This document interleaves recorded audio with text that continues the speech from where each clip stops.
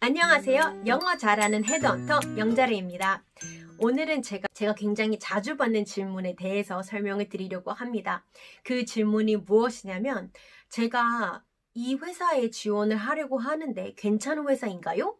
제가 이 회사 최종 면접을 보기로 했는데 만약 합격하면은 이 회사에 입사하는 게 좋을까요? 라는 질문을 받을 때가 많습니다.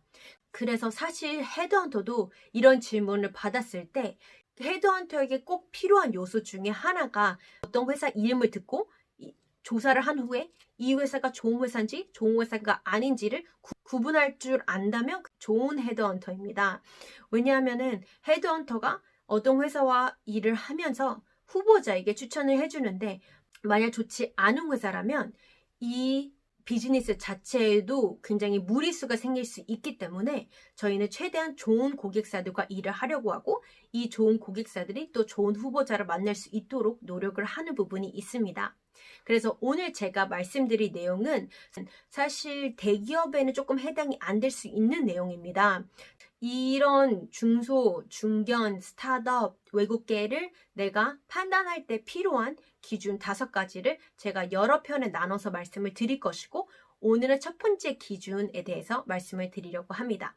그러면 첫 번째 기준 시작하도록 하겠습니다. 헤드헌터가 이 회사가 좋은지 안 좋은지 판별하는 첫 번째 기준은 이 회사의 제품과 서비스를 확인해 보는 것입니다. 네, 어쩌면 너무 당연한 일인데요. 이 정보는 너무 중요한 정보입니다. 보통 이제 많은 분들이 제가 어떤 회사에 대해서 제안을 할 때 매출을 물어보는 경우가 많습니다.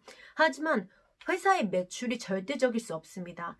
예를 들어서 지금은 회사 매출이 별로 없지만 2년 뒤에는 대박을 치는 회사가 될 수도 있는 것입니다.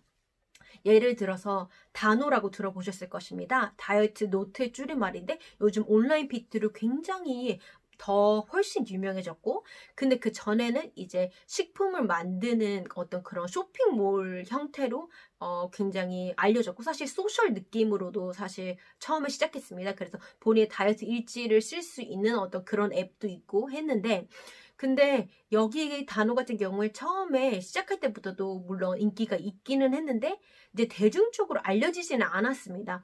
그냥 이렇게 뭐 좋은 제품 다이어트에 좋은 제품을 만들어서 판매하는구나 정도로 이제 인식이 됐었는데 정말 이 기업이 지금의 매출까지 올라오는데 그 과거를 생각한다면 지금의 매출을 상상할 수 있었을까요? 라는 생각이 듭니다. 그렇기 때문에 현재 그 회사가 갖고 있는 잠재 능력, 이 회사가 갖고 있는 이 제품, 이 회사가 갖고 있는 이 서비스의 품질, 그리고 이 회사가 갖고 있는 만약 플랫폼이다, 만약 유통이다 하면은 거기 갖고 있는 어떤 기준들이 잘 탄탄하게 이루어져 있는지, 예를 들어서 마켓컬리가 이렇게까지 성공할 거라고는 생각 못한 분들이 많을 수 있습니다.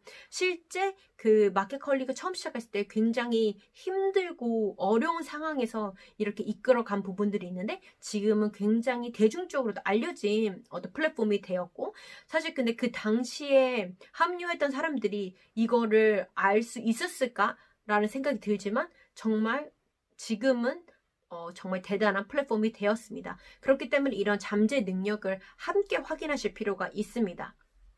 그러면은 이 회사의 제품과 서비스를 확인하는 여러 가지 방법들이 있을 텐데 예를 들어서 제품이다 할 경우에는 직접 구매를 해보시면 됩니다. 너무 간단하지만 굉장히 직관적으로 접근을 하는 것입니다.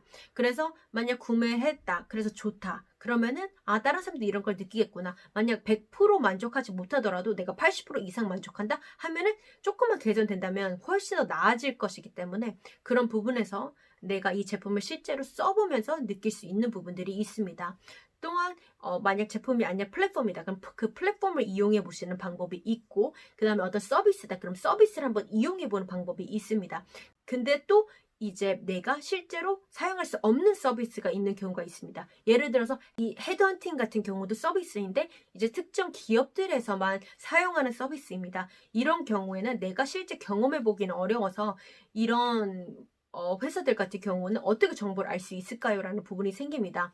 그러면은 또 꼭 근데 서비스만 그런 것이 아니라 이런 B2B 기업들, 예를 들어서 기업들 상대로 어떤 웹사이트를 판매한다던가 아니면 기업들 상대로 어떤 제품을 판다거나 이런 기업들이 있습니다. 그런 경우 이런 기업들 같은 경우도 내가 쉽게 내가 기업에 있지 않은 한 그 제품 또는 서비스에 대해서 내가 직접 경험해 보긴 어렵기 때문에 저는 이제 세 가지로 나누어서 한번 조사를 하게 되는데, 일단 첫 번째는 이 회사의 그 고객사가 어디가 있는지를 먼저 살펴봅니다. 그래서 보통 이제 홈페이지 또는 뉴스 기사 이런 데에서 충분히 확인이 가능하신데, 만약 좋은 회사와 일을 하고 있다면 조금 더 신뢰가 가는 것이고, 근데 만약 그 좋은 회사와 일을 하는데 거기에서만 그치시면 안 되고 그 서비스 또는 제품이 이어서도 계속 판매가 되고 있는지도 조금 중요합니다.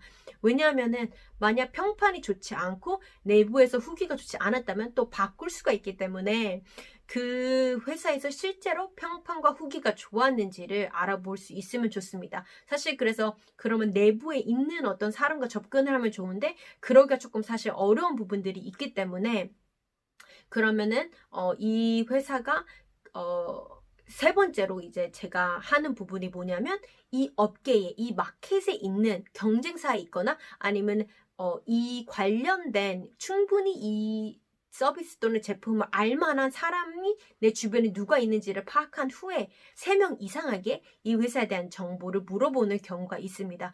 이렇게 내가 그 회사에 대한 정보를 얻고 거기에서 이제 이 회사의 서비스 또는 제품이 좋구나 안 좋구나에 대한 기준이 생기는 것입니다. 그래서 제가 이렇게 저만의 기준 5가지를 여러 영상에 걸쳐서 말씀을 드릴 것인데, 오늘의 첫 번째 기준이 이 회사의 제품 그리고 이 회사의 서비스를 먼저 보시라를 설명드렸습니다. 네, 지금까지 제 영상 봐주셔서 너무 감사합니다. 꼭 멋진 커리어 이어나가시기를 응원드립니다. 감사합니다.